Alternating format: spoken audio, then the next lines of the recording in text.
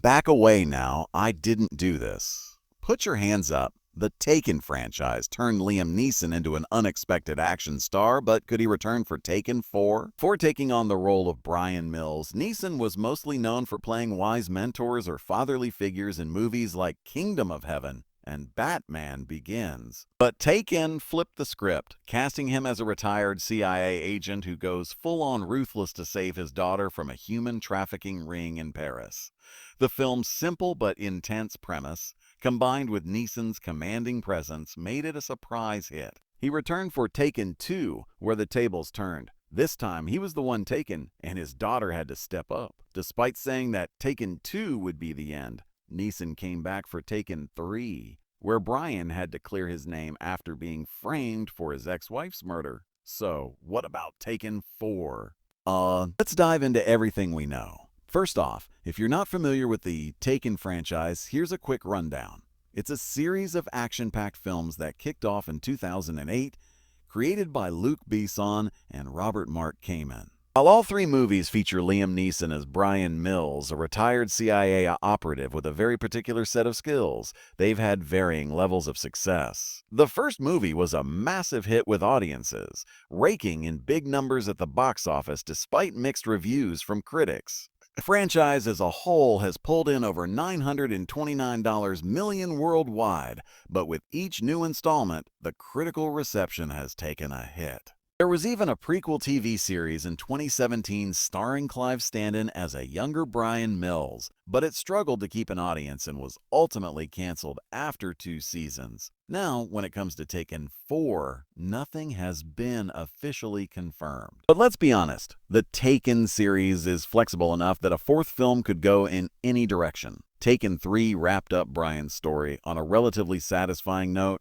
with him choosing to arrest Stewart rather than kill him, showing some growth on his part. It felt like a solid ending, but not necessarily the kind of final chapter that shuts the door on future sequels. There's still plenty of room for Brian to be thrown back into action, whether it's a new crisis pulling him in or the series going back to its roots with another high-stakes rescue mission. That being said, if Neeson is truly done with the role, Taken 4 could go a different route. The franchise has already tried expanding beyond him with the TV series, where Standen took over as a younger Brian Mills, exploring his early CIA days and his quest for revenge over his sister's murder. The show initially had solid ratings, but as the first season went on, viewership started dropping.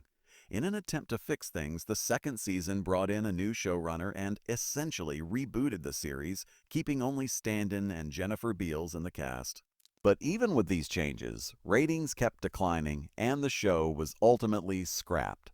This tells us something important. Fans just aren't interested in the Taken universe without Neeson, no matter how much they tweak the formula.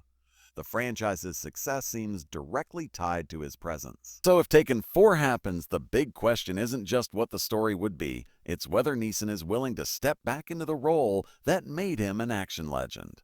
On the flip side, there's some exciting news for action fans.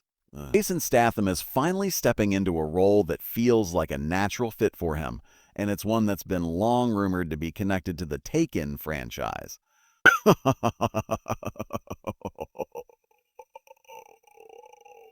This film, directed by David Ayer, is an adaptation of Chuck Dixon's novel Levin's Trade and follows a building contractor who taps into his covert skills when his boss's daughter is kidnapped by a dangerous criminal organization. If that premise sounds familiar, it's because a working man is essentially taken, but with Jason Statham leading the charge. David Ayer, the filmmaker behind Fury and The Beekeeper, has built a reputation for crafting gritty, action-packed movies filled with intense plots and high stakes. With Statham on board, there's little doubt that a working man will lean into that darker, more brutal side of the action genre. Adding to the excitement, Statham will also reunite with Sylvester Stallone, bringing together two of the biggest action stars for what promises to be a hard-hitting adaptation of this acclaimed story. Given Ayer's track record and Statham's signature action style, A Working Man could be the perfect spiritual successor to Taken, especially if Neeson is officially done with the role of Brian Mills. The similarities between A Working Man and Taken are impossible to ignore. Both films revolve around a central character whose life is thrown into chaos when a young woman is kidnapped, forcing him to unleash his lethal set of skills to bring her home. While Brian Mills' motivation in Taken was deeply personal, rescuing his own daughter, Statham's character in A Working Man is driven by a sense of duty to his boss. It's a small difference, but at its core the premise remains the same. A highly skilled but seemingly ordinary man is pushed to his limits to take down a criminal organization. This kind of storyline has been a staple in the action game ever since Taken set the standard back in 2008. The film's success led to an entire subgenre of action movies where veteran heroes take on relentless missions of revenge or rescue. Interestingly, despite Statham's extensive history in the action world, he's mostly stayed away from this Taken-style formula, focusing instead on bigger, ensemble-driven franchises like Fast and Furious and The Expendables. However, A Working Man looks like the perfect opportunity for him to finally step into this type of role. And given his skill set, it's surprising that it's taken this long. What makes A Working Man even more intriguing is that Ayer's adaptation isn't a direct retelling of Levin's trade. The trailer has already hinted at several key changes, including making Statham's character much more aggressive and personally invested in the mission. In Dixon's novel, the protagonist is reluctant to get involved in this criminal world again. But Ayer's version appears to embrace the action-driven intensity more in line with Taken. While purists of the book might take issue with these changes, they actually make A Working Man feel even closer to Taken, which is likely the goal. Of course, this direction makes perfect sense when looking at Statham's recent career choices. His latest films, from Wrath of Man to The Beekeeper, have all followed a similar blueprint.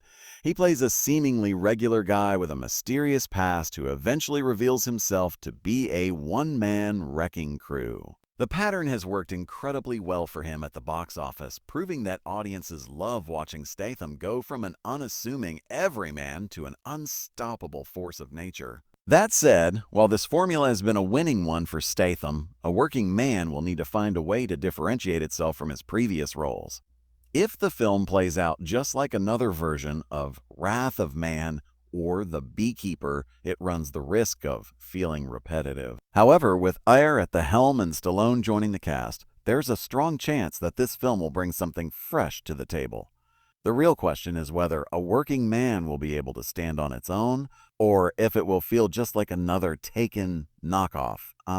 Regardless, this project proves one thing. The Taken formula is still alive and well, even if Neeson himself isn't involved. While Taken 4 remains uncertain, A Working Man could be the next best thing, especially for those who have always wanted to see Jason Statham in a role like this. If the film succeeds, it might even open the door for more films in this vein, possibly making Statham the new face of this particular brand of action thriller. And that's it for today's video. Thanks for watching, and we'll see you in the next one.